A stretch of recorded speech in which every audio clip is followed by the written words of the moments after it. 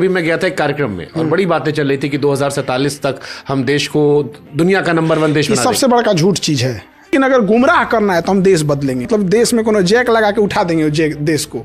अच्छा, इस देश में सर ये मानते हो आप कि सरकारी स्कूल अगर प्राइवेट स्कूल के आसपास आ जाए तो हमारे देश की ग्रोथ और तेज हो सकती है? क्योंकि अभी मैं गया था एक कार्यक्रम में और बड़ी बातें चल रही थी कि 2047 तक हम देश को दुनिया का नंबर 1 देश ये बना सबसे बड़ा झूठ चीज है।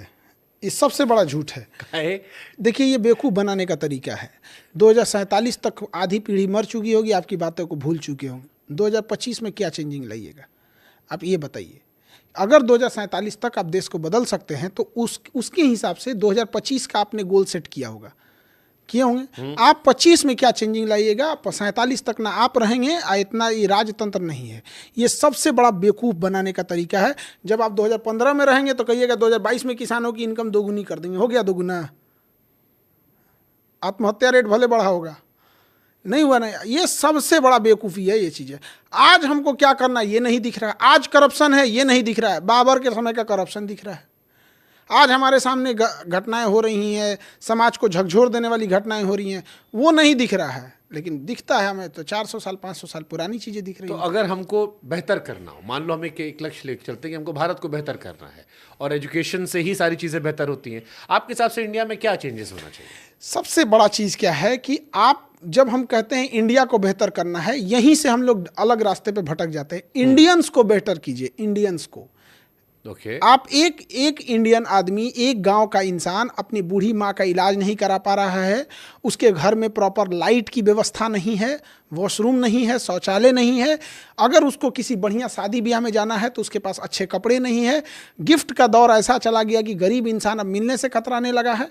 आप जाके देखिए, कोई फल खरीद रहा है तो गरीब घर का आदमी नहीं खरीद सकता है। गरीब का खाना अलग है, अमीर का खाना अलग है। गरीब का हॉस्पिटल अलग है, अमीर का हॉस्पिटल अलग है। ये सब चीज़ें चेंज कीजिए, देश अपने से चेंज हो जाएगा। लेकिन अगर गुमराह करना है तो हम देश बदलेंगे, मतलब ये देश बदल देंगे लोग। या मतलब देश में कोनो जैक लगा के उठा देंगे देश को। देश बनता है देशवासियों से। आप उसका चेंज कीजिए। महिलाएं जो हैं उनको कोई आगे बढ़ाने के लिए नहीं। अगर होम इंडस्ट्री चालू हो जाए, जो घर की ज़रूरत की चीज़ें हैं यहाँ पर, महिलाएं उसमें बढ़ चढ़ के भागीदारी लेने लगे।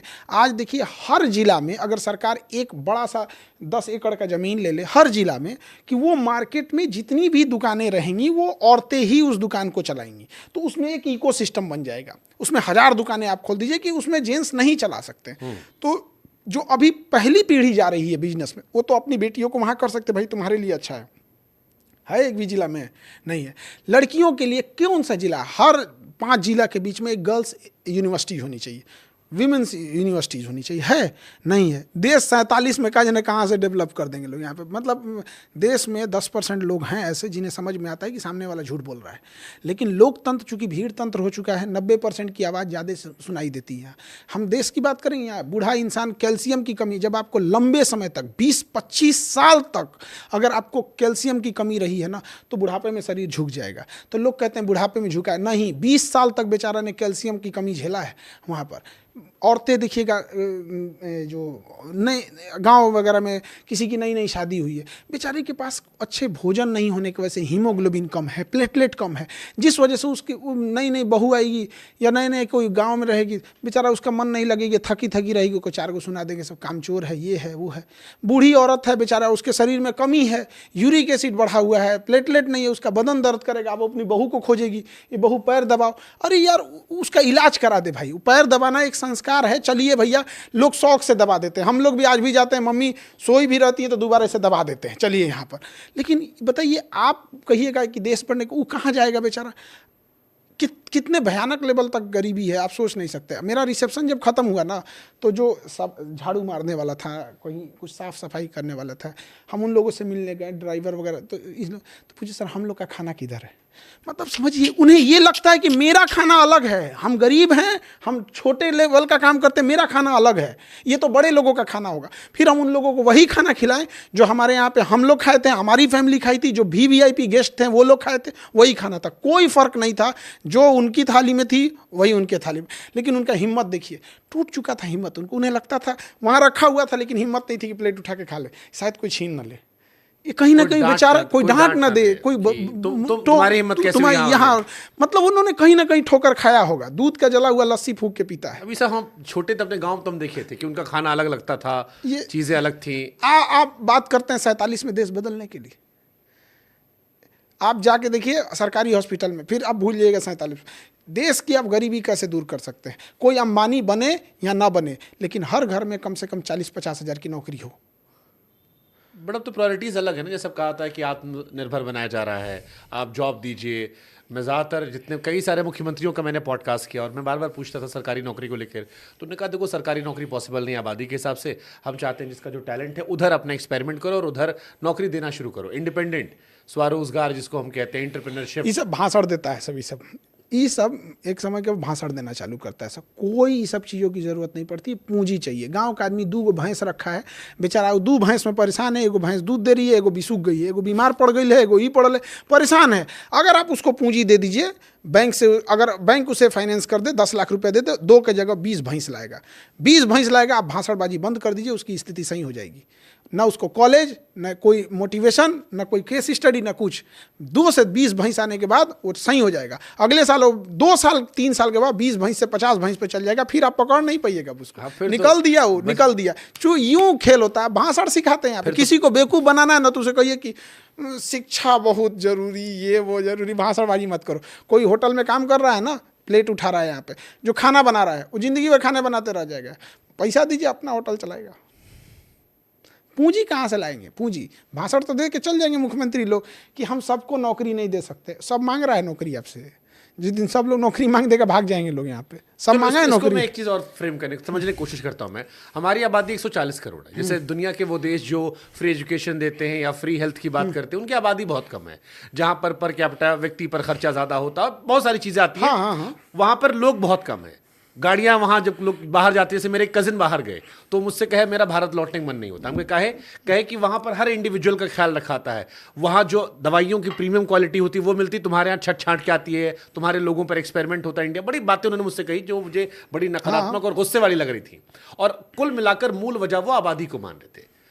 इतनी बड़ी आबादी के हिसाब से इस देश को कैसे उठा सकते? पहली बात ये बताइए, जो आबादी है उसको मार के खत्म तो नहीं कीजिएगा। नहीं कर सकते, थैनोस वाला काम तो नहीं कर सकते हैं कि खत्म कर दें यहाँ पे। एवेंजर्स वाला। दूसरा, हम आपको कहते हैं कि एक काम करते हैं, आपके यहाँ हम ना 25 ठो एकदम खराब ट्रक भेज देते हैं, कोनो काम का नहीं है। आप परेशान हो जाएंगे, कहाँ रखें। लेकिन 25 का 25 बढ़िया ट्रक देते हैं, तो क्या कहिएगा, ढेर ट्रक हो गया है, दिक्कत है बहुत। तो पैसा अच्छा आएगा, रखेंगे, धकाधक पैसा आएगा। मजा काटेंगे। तो 140 करोड़ आदमी को जब आप जनसंख्या के तौर पे देखिएगा तो बहुत दिक्कत होगा। जिस दिन वो आपको वर्क फोर्स दिखने लगेगा, जिस दिन आपको वो दिखने लगेगा कि स्किल्ड है, वो दिखने, तब बोझ नहीं बनेगा वो। आपने उसको सिखाया क्या? आपको पता है कि आपका एजुकेशन सिस्टम किसी काम का नहीं। ग्रेजुएशन करके 50,000 का नौकरी ना कमा पाएगा, इसलिए आपको जनसंख्या बोझ लगती है। चाइना की बात तो जनसंख्या थी, उसने बोझ कैसे लगने दिया? यहाँ पे एजुकेशन से स्किल सिस्टम को चालू किया वहाँ पे। आज हर इंसान स्किल्ड करने लगेगा, भात दाल बांटने की जरूरत तो चलो नहीं इसी पड़ेगी। में पूछना सवाल, चाइना ने क्या ऐसा किया कि उसकी आबादी उसके लिए एसेट हो गई और हमारी आबादी आज भी हमें बोझ लगती है हर चीज़ में? पहला वहाँ पे एक जो डिसीजन लिया जाता है उसको इम्प्लीमेंट करना है। ये करना है मतलब ये करना है, और हर इंसान अपने काम पे फोकस कर रहा है। हमारे यहाँ हर इंसान अपने पड़ोसी के हिसाब से काम कर रहा है। खान सर की कोचिंग में क्या चल रहा है? पड़ोसी के यहाँ जलन खान है। सर की शादी में कौन आया? खान सर की मेहरारू फोटो काहे नहीं दिख रहा? हाँ। खान सर कंघी काहे ऐसे करते हैं? खान सर का बुसट का रंग ही काहे है? ये चीज़ें चाइना में ये सब नहीं होता। वो इंसान अपना वर्क कर रहे होते हैं। और वहाँ सबसे बड़ा चीज़ क्या है ना, कि मेल और फीमेल में भेदभाव नहीं है। जैसे अपने यहाँ ना, अगर आप कोई ईंटा जोड़ने वाला मिस्त्री लाए हैं, घर प्लास्टर कर रहा है, अगर कोई महिला आ जाएगी ना तो आप चौंक के देखो, अरे सही बात, ये कहाँ से चला? क्यों नहीं कर सकती भैया?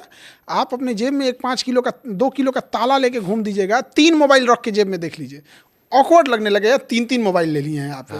वो 3 किलो का बच्चा लेके पेट में 9 महीने तक रही है, उस महिला को आप ये कर रहे हैं। क्योंकि हम लोगों ने ना अजीब माइंडसेट बना लिया। देखा नहीं ना सर, देखे नहीं है यहाँ पे। हमको पंकज त्रिपाठी मिले थे, पॉडकास्ट कर रहे थे हम, तो वो हमसे कहे कि जब पहली बार दिल्ली आया उस लड़की सुट्टा पी रही थी, मैं सकपका गया।